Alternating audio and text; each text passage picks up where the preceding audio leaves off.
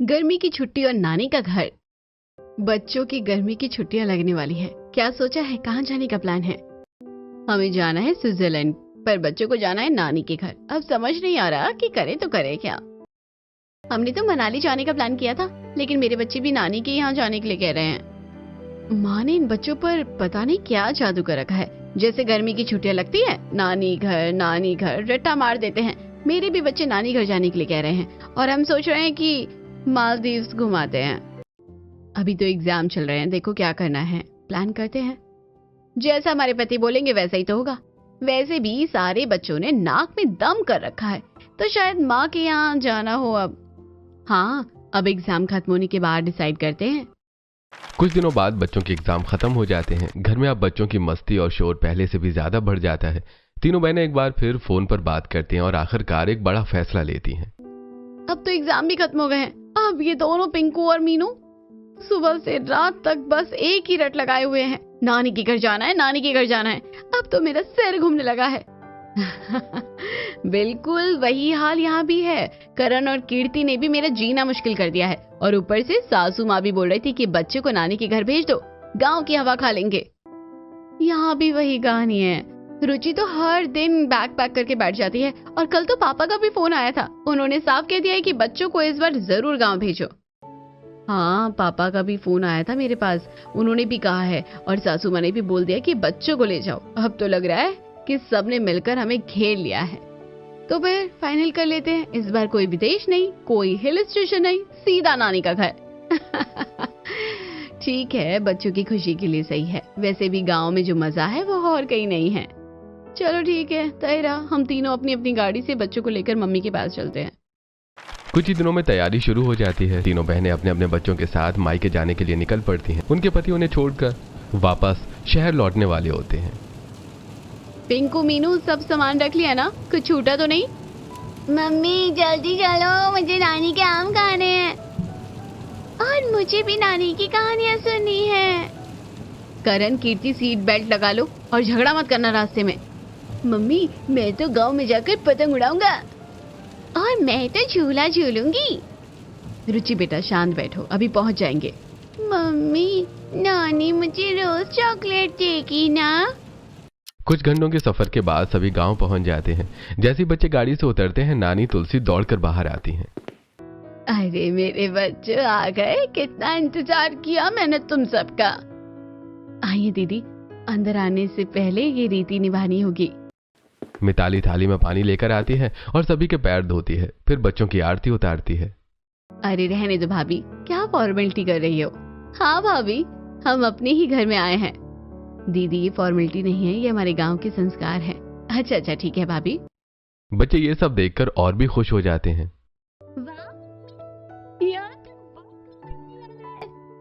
हाँ मम्मी, यहाँ तो सब हमें स्पेशल ट्रीटमेंट दे रहे हैं।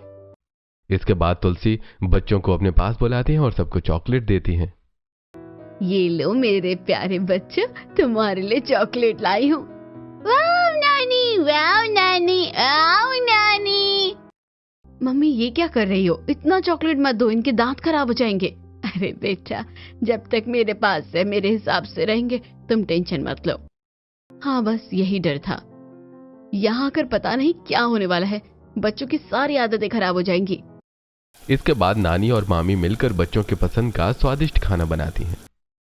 बच्चों, आज तुम्हारे लिए खास खाना बनाया है। क्या बनाया मामी? तुम्हारी पसंद की पूरी, आलू की सब्जी और मीठा भी। मामी अपने हाथों से बच्चों को खिलाती हैं और बच्चे बड़ी चाव से खाते हैं। भाभी इतना मत खिलाओ, ये घर पर इतना नहीं खाते हैं। दीदी बच्चे हैं, जितना मन है खाने दो। शाम होते ही गांव में एक गोले वाला आता है। बर्फ का गोला, रंग बिरंगा गोला। नानी हमें गोला खाना है। हाँ क्यों नहीं, सबको दिलाती हूँ। नानी सभी बच्चों को गोला दिलाती हैं। वाह कितना टेस्टी है, ये तो शहर से भी ज्यादा अच्छा है। मम्मी ये क्या कर रही हो? इसमें आर्टिफिशियल कलर होता है। हाँ, और ये बर्फ भी गंदे पानी से बनती है, बच्चों के पेट में दर्द हो जाएगा। हमने अपने बच्चों को ये सब नहीं खाने दिया, और यहाँ आप ये सब खिला रही हो। बेटा हर चीज में इतना डरोगे तो बच्चे बचपन कैसे जिएंगे? दीदी, कभी कभी खाने से कुछ नहीं होता, बच्चे खुश हैं यही बड़ी बात है। मम्मी प्लीज हमें खाना दो ना, हम रोज नहीं खाएंगे। तीनों बहनें एक दूसरे को देखती हैं और मन ही मन सोचती हैं। शायद हम जरूरत से ज्यादा सोचते हैं, बच्चों की खुशी भी तो जरूरी है। हाँ, शायद ये सही कह रहे हैं। रात का समय हो जाता है। गांव में हल्की ठंडी हवा चल रही होती है। आंगन में बड़ी सी चटाई बिछा दी जाती है और सभी बच्चे और बड़े एक साथ सोने की तैयारी करने लगते हैं। आसमान में तारे चमक रहे होते हैं और माहौल बिल्कुल शांत और सुकून भरा होता है। आओ बच्चों, आज सब मेरे पास ही सोएंगे। देखो कितनी ठंडी हवा चल रही है। शहर में कहाँ ऐसा मजा मिलता है। हाँ नानी, हम सब आपके पास ही सोएंगे। और आप हमें कहानी भी सुनाओगी ना? और मैं तो आज तारों को गिनूंगा। नानी, ये तारे नीचे क्यों नहीं आते? मैं तो नानी के हाथ पकड़कर ही सोऊंगी। तीनों बहनें एक कोने में खड़ी ये सब देख रही होती हैं। उन्हें जमीन पर चटाई पर सोने में थोड़ी परेशानी हो रही होती है। अरे ये क्या, जमीन पर सोना पड़ेगा? मेरी तो कमर ही टूट जाएगी। हाँ यार, और ये गर्मी, पंखा भी कितना धीमा चल रहा है, कैसे सोएंगे हम? और ये सारे बच्चे एक साथ, कहीं रात में कोई गिर गया तो? तीनों बहनें अपनी माँ तुलसी के पास जाती हैं। मम्मी, बच्चों को हमारे कमरे में सुला लेते हैं ना, यहाँ जमीन पर कैसे सोएंगे ये? हाँ मम्मी, आदत नहीं है इन्हें, और मच्छर भी बहुत है यहाँ। तभी बच्चे बीच में बोल पड़ते हैं। नहीं मम्मी, हम नानी के साथ ही सोएंगे। हाँ, हम अभी आपके पास नहीं सोएंगे। आज तो नानी के साथ ही मजा आएगा। हम सब साथ में सोएंगे। मैं तो नानी के पास ही सोऊंगी। ये सुनकर तीनों बहनें एक दूसरे को देखती हैं। अरे घर में तो यही बच्चे कहते हैं कि मम्मी के पास सोना है, और यहाँ देखो, सच में यहाँ आते ही सब बदल गए। लगता है नानी का जादू चल गया है। रात में तुलसी सभी बच्चों को प्यार से सुलाती हैं। आओ बेटा, आंखें बंद करो, मैं कहानी सुनाती हूँ। तुलसी एक प्यारी सी कहानी सुनाती हैं और बच्चे धीरे धीरे सो जाते हैं। तभी एक बच्चे को खांसी आती है। अरे बेटा रुको, मैं अभी दवा लाती हूँ। तुलसी तुरंत अंदर जाकर दवा लाती है और बच्चे को पिला देती है। अब ठीक लग रहा है ना? हाँ नानी। तीनों बहनें ये सब देखती हैं और मन ही मन सोचती हैं। पता नहीं माँ ने बच्चों को कौन सी दवा पिला दी है। माँ बूढ़ी हो रही है, कहीं गलत दवा तो नहीं पिला दी है। नहीं, मैं देख रही हूँ, वो देखो, दवा नहीं शहद ही दिया है माँ ने पिंकू को। अगली सुबह सूरज की पहली किरण के साथ ही बच्चे जाग जाते हैं। नानी, नानी उठो, हमें आम के बाग में जाना है। अभी तो वहाँ आम लगे होंगे ना, हमें तोड़कर खाने हैं। नानी जल्दी चलो ना। अरे वाह, इतनी सुबह सुबह बाग याद आ गया। चलो मैं लेकर चलती हूँ। सभी बच्चे मामा के बच्चों के साथ बाग की तरफ निकल जाते हैं। थोड़ी देर बाद तीनों बहनें उठती हैं और बच्चों को घर में नहीं पाती। अरे पिंकू और मीनू कहाँ गए? करण, कीर्ति भी नहीं है, रुचि भी नहीं दिख रही। तीनों एक साथ तुलसी से पूछती हैं। मम्मी, बच्चे कहाँ गए? अरे वो बाग में गए हैं आम तोड़ने। क्या क्या क्या क्या? तीनों तुरंत बाग की तरफ दौड़ती हैं। वहां जाकर देखती हैं कि बच्चे पेड़ों पर चढ़े हुए हैं और हंसी खुशी आम तोड़ रहे हैं। पिंको, नीचे उतरो तुरंत। ये क्या कर रहे हो तुम? गिर जाओगी तो क्या होगा? तुम लोग गांव के बच्चों के साथ ऐसे खेल रहे हो, पेड़ पर चढ़े हो, चोट लगे तो कितनी परेशानी हो जाएगी। बच्चे डर जाते हैं और धीरे धीरे नीचे उतर आते हैं। अभी नीचे उतरो सब। मम्मी, हम तो बस खेल रहे थे, सब चढ़ रहे थे तो हम भी। मम्मी नहीं करेंगे अब। तीनों बहनें बच्चों को वापस घर ले जाती हैं, लेकिन कुछ ही देर बाद बच्चे फिर से चुपके से बाग में पहुंच जाते हैं। अरे फिर आ गए, चलो अब आराम से आम तोड़ो। बच्चे फिर से पेड़ों पर चढ़ते हैं और आम तोड़कर खाने लगते हैं। वाह, कितना मजा आ रहा है। ये तो सबसे टेस्टी आम है, शहर में ऐसा कहाँ मिलता है। तभी तीनों बहनों को फिर से पता चलता है और वो गुस्से में बाग में पहुंचती हैं। फिर से आ गए तुम लोग?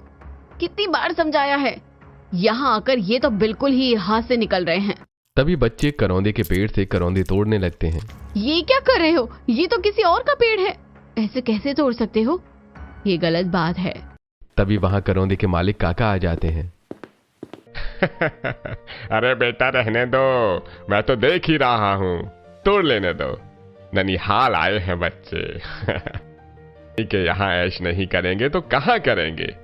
ये सुनकर बच्चे मुस्कुरा देते हैं और तीनों बहनें चुप हो जाती हैं। बस बहुत हो गया, अब देखो इनकी हालत, पेड़ों पर चढ़ना, इधर उधर से तोड़कर खाना, ये सब आदतें बिल्कुल ठीक नहीं है। हाँ बिल्कुल, शहर में तो हमने इन्हें कितनी अच्छी से पाला है और यहाँ आते ही सब कुछ बदल गया। मुझे तो सच में डर लगने लगा है, कहीं यहाँ रहकर ये बच्चे पूरी तरह से बिगड़ ना जाए। तीनों बहनें चुपचाप बच्चों को वहीं छोड़कर घर की ओर लौट आती हैं और उनके चेहरे पर साफ नाराजगी दिख रही होती है। देखो ना, जब से आए हैं कुछ न कुछ नया ही कर रहे हैं, कोई कंट्रोल नहीं है। हाँ, और कोई हमें सुन भी तो नहीं रहा। बच्चों को समझाओ तो नानी और मामी बीच में आ जाती है। सच में मुझे तो अब यहाँ आने का मन ही नहीं करता। ये गांव के लोग, कुछ भी सिस्टम नहीं है। हमने सोचा था बच्चों को थोड़ा अच्छा लगेगा, लेकिन यहाँ तो सब उल्टा ही हो रहा है। और ये ऊपर से लोग इसे संस्कार बोलते हैं। तभी मिताली और मोहन वहां आ जाते हैं। अरे दीदी, आप लोग यहाँ बैठे बैठे क्या बातें कर रही हैं? चलिए, खाना तैयार है।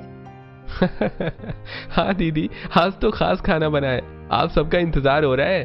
तीनों बहनें एक दूसरे को देखती हैं और तुरंत चुप हो जाती हैं। हाँ भैया, बस ऐसे ही। चलिए आते हैं। हाँ चलते हैं। सभी लोग आंगन में जाकर बैठते हैं। जमीन पर पत्तल बिछाई जाती है और सभी एक साथ बैठकर खाना खाने लगते हैं। अरे यार, यहाँ भी जमीन पर बैठकर खाना, वहाँ तो हम डाइनिंग टेबल पर आराम से खाते थे। मम्मी, एक डाइनिंग टेबल तो बनवा लो। बेटा, ये गांव है, यहाँ लोग जमीन से जुड़े रहते हैं। जमीन पर बैठकर खाने का भी अपना मजा होता है। दीदी, आप एक बार आदत डाल लीजिए, फिर खुद कहेंगे कि मजा आ गया। और हाँ, यहाँ का खाना भी शहर से ज्यादा टेस्टी लगेगा। बच्चे बड़े मजे से खाना खाते हैं, लेकिन तीनों बहनों के चेहरे पर अभी भी संतोष नहीं होता। अगली सुबह बच्चे फिर से जल्दी उठ जाते हैं। मम्मी, हम बाहर जा रहे हैं। हाँ वाह, बहुत मजा आएगा। हम साथ में कूदेंगे और साथ में खेलेंगे। मैं भी। अच्छा ठीक है, जाओ। चलो, अच्छा है, कम से कम घर में तो नहीं है। कुछ देर बाद बच्चे नदी से वापस आते हैं। उनके कपड़े गीले होते हैं और शरीर पर मिट्टी लगी होती है। ये क्या हालत बना रखी है? तुम लोग कहाँ गए थे? सच सच बताओ। मम्मी, हम नदी में नहाने गए थे। क्या तुम्हें समझ नहीं आता है? डूब जाते तो घर में नहाया करो, ये नदी वदी में नहीं। अभी जाओ और फिर से नहा कर आओ। बच्चे उदास होकर फिर से नहाने के लिए जाते हैं। तभी मामी का बेटा आता है। अरे चलो ना, पास के खेत में ट्यूबवेल चालू है, वहां नहाते हैं। सच में? चलो। वहां तो और मजा आएगा। सभी बच्चे चुपके से ट्यूबवेल की तरफ निकल जाते हैं। वहां पहुंचकर बच्चे खूब मस्ती करते हैं। अरे कितना ठंडा पानी है। मजा आ गया। मैं तो यहाँ से जाऊंगी ही नहीं। बच्चे इतना नहाते हैं कि उनकी आंखें लाल हो जाती हैं, लेकिन वो बहुत खुश होते हैं। फिर सभी कपड़े पहनकर घर लौटने लगते हैं। तभी रास्ते में तीनों माएं उन्हें ढूंढते हुए मिल जाती हैं। कहाँ थे तुम लोग? हमने कहा था ना घर पर नहाने को। ये ट्यूबवेल पर क्या करने गए थे? ये आंखें लाल क्यों हैं? देखो क्या हालत कर ली है। अब बहुत हो गया, तुम्हें जल्दी ही शहर लेकर चलेंगे। यहाँ तुम लोग पूरी तरह से बिगड़ जाओगे। और ये मम्मी भी कुछ नहीं बोलती, सब इन्हीं की वजह से हो रहा है। बच्चों को डांट पड़ने के बाद वो चुपचाप घर की तरफ चल रहे होते हैं, लेकिन उनके मन में नानी के घर की मस्ती और आजादी का आनंद अभी भी भरा हुआ होता है। जैसे वो घर पहुंचते हैं, तीनों बहनें गुस्से में उन्हें अंदर ले जाती हैं। मम्मी, आप क्यों इतना गुस्सा कर रही हो? नानी तो बहुत अच्छी है। यहाँ पर जो मजा मिलता है ना, वो हमें हमारे शहर में कहाँ मिलता है। हाँ मम्मी, वहाँ तो बस घर के अंदर ही रहो, बाहर मत जाओ, ये मत करो, वो मत करो। यहाँ तो हम खोलकर खेल पा रहे हैं। मम्मी, यहाँ कोई हमें रोकता भी नहीं है। हम खुद से खेलते हैं, खुद से सीखते हैं। और नानी हमें डांटती भी नहीं है। मैं तो यही रहना चाहती हूँ। बच्चों की ये बातें सुनकर तीनों बहनों के चेहरे पर थोड़ी असहजता आ जाती है, लेकिन फिर भी वो अपने गुस्से को नहीं छोड़ती। बस बहुत हो गया, अब एक शब्द भी नहीं। तुम लोग अंदर चलो। और ये मत समझना कि यहाँ जो मन आएगा वो करोगे। अभी सब कपड़े बदलो और अच्छे से नहाओ। तीनों बहनें बच्चों को अच्छे से नहलाती हैं, साफ कपड़े पहनाती हैं और उन्हें सख्ती से समझाती हैं। अब कोई बाहर नहीं जाएगा, समझे? बस घर में ही रहना है, और अगर बाहर गए ना तो बहुत डांट पड़ेगी। बच्चे चुपचाप सिर हिला देते हैं, लेकिन उनके मन में बाहर खेलने की इच्छा अभी भी बनी रहती है। शाम होते ही मिताली और तुलसी बच्चों को खेत की ओर ले जाती हैं। आओ बच्चों, आज तुम्हें खेत दिखाते हैं और वहाँ तुम लोग खूब खेलना। सच में? चलो चलो। बच्चे चुपके से उनके साथ निकल जाते हैं। खेतों में पहुंचकर बच्चे मस्ती करने लगते हैं। और ये देखो कितना बड़ा खेत है, यहाँ तो दौड़ने में कितना मजा आ रहा है, मुझे पकड़ के दिखा।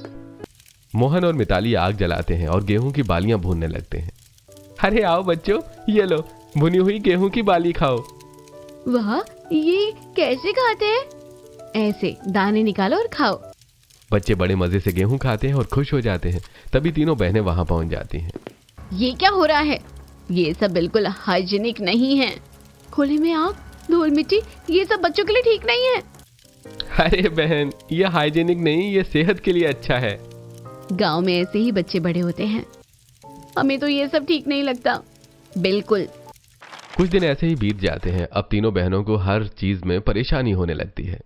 ये मत करो, वहां मत जाओ, ये गंदा है, ये मत छुओ, ऐसे नहीं वैसे करो।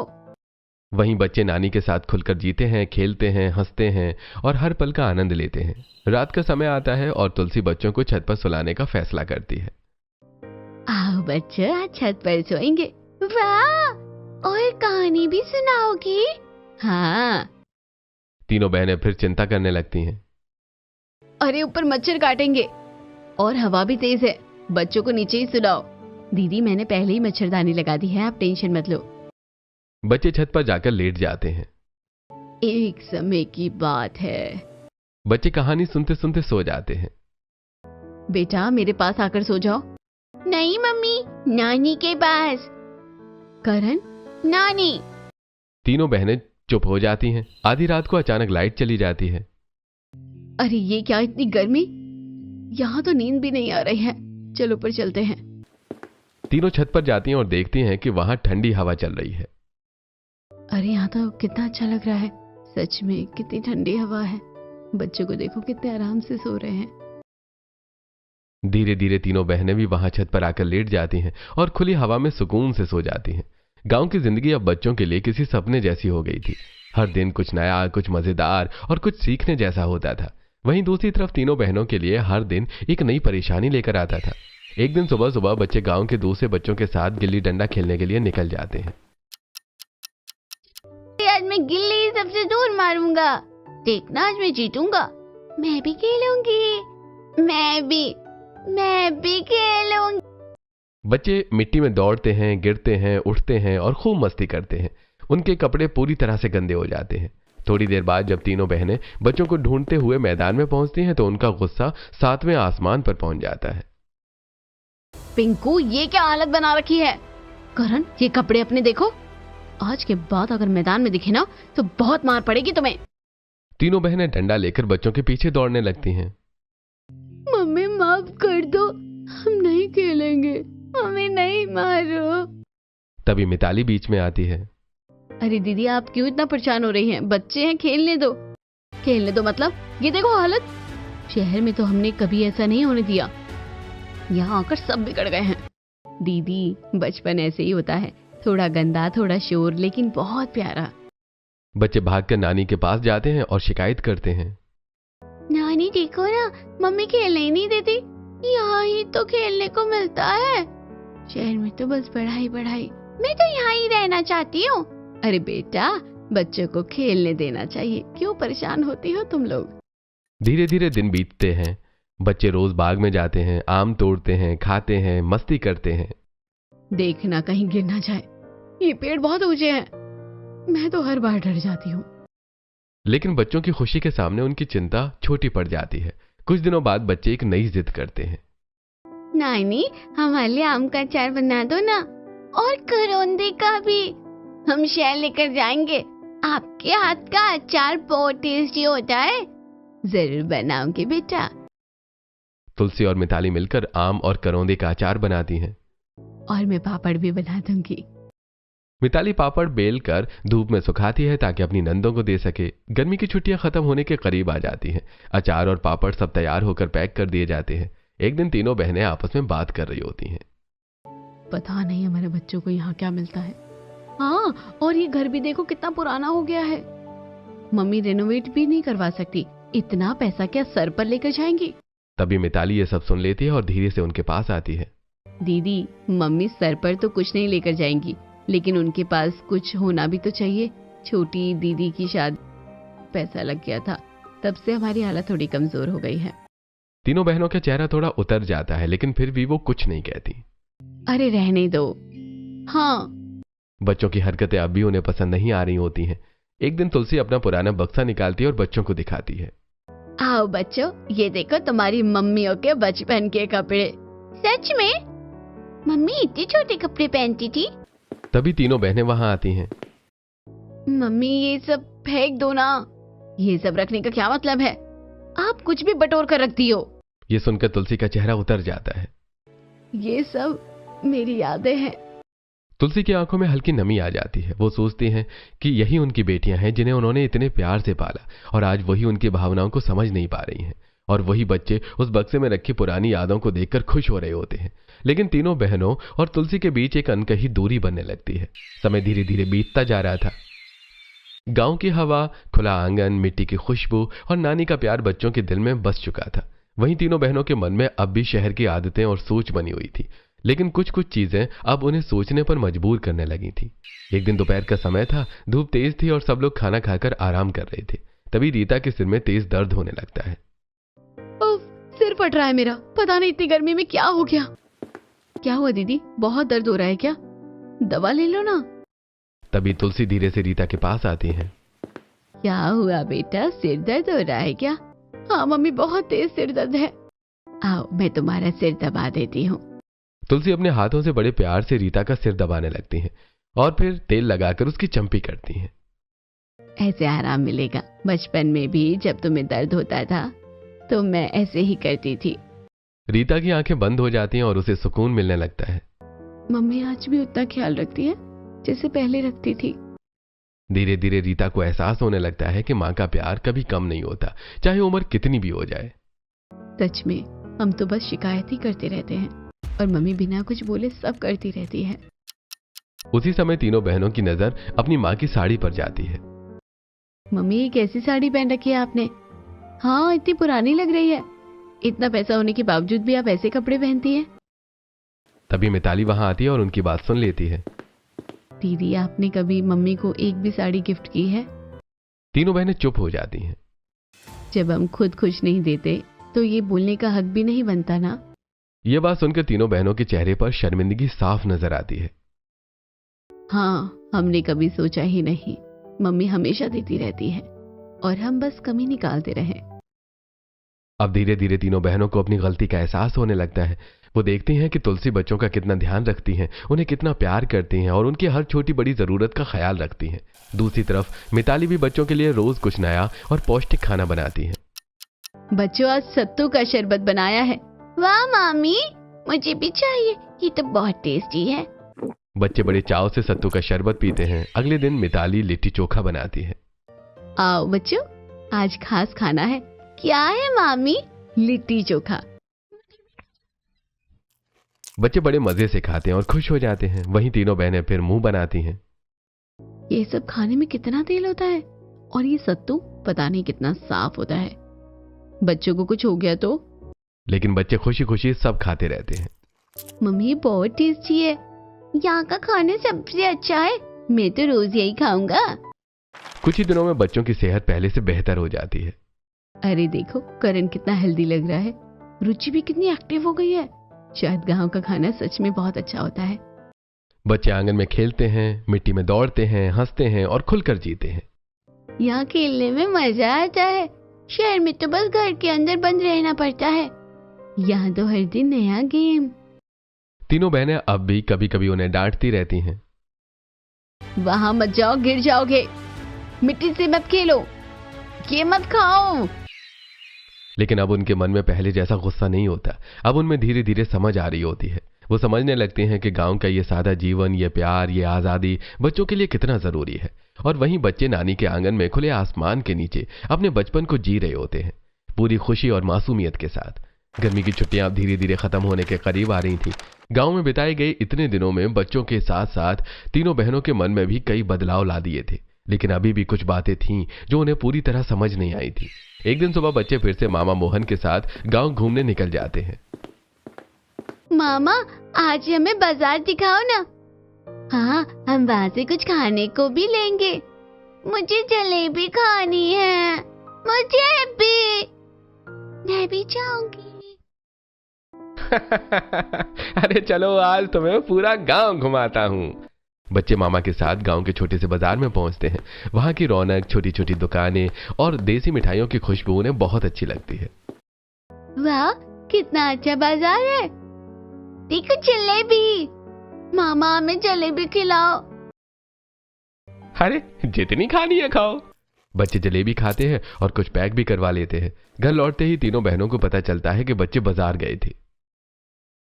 किससे पूछ कर गए थे तुम लोग? ये कोई तरीका है बिना बताए चले गए? और ये क्या लेकर आए हो? ये सब हाइजीनिक नहीं होता। गांव का बाजार है, यहाँ साफ सफाई कहाँ होती है? दीदी, यही खाकर हम भी बड़े हुए हैं। वो बात पुरानी हो गई, अब ये सब अच्छा नहीं लगता। अब साफ साफ दिखने लगा था कि तीनों बहनें शहर में रहकर कितनी बदल गई हैं। उनकी सोच, उनका नजरिया और उनका रहन सहन सब कुछ गांव से अलग हो चुका था। लेकिन दूसरी तरफ तुलसी का प्यार अपनी बेटियों और नाती पोतों के लिए दिन ब दिन बढ़ता ही जा रहा था। वो मन ही मन सोचती थी कि अपनी बेटियों के लिए क्या करूं, कैसे उन्हें खुश करूं।